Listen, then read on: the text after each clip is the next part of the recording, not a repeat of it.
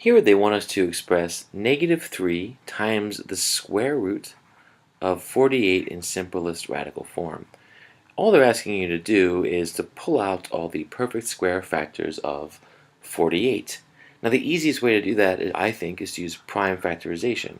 You don't always need to do this, it's just that you don't want to leave any perfect square factors hidden in 48, and you want to find them in as fast and efficient a way as possible. So this is how we do it. Right? Prime factorization, you just find the factors of 48. Pick anything. 2 times 24. Now when you reach a prime factor like 2, I circle it and know that branch is done. 24 can still be factored out. I factor it out to 4 times 6. 4 can still be factored to 2 times 2, so I'm circling these prime factors, and 6 is 2 times 3.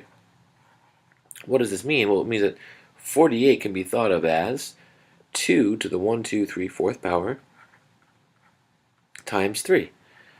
But what's nice is you can think of, 2 to the 4th, you might realize, is this symmetrical type of number in the sense that you have 2 times 2 times 2 times 2.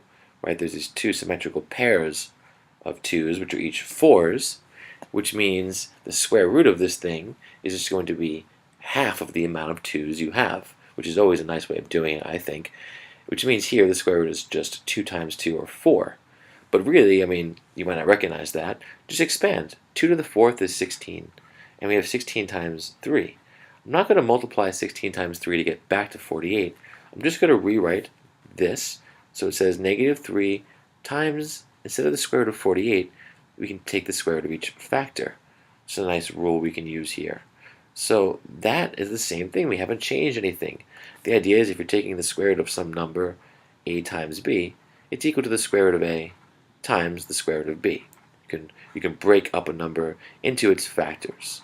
So if you're taking the square root of a big number, you can, or any number that has a perfect square factor, take the square root of the factors and multiply them, which is exactly what we're doing here. The square root of 16 is just 4.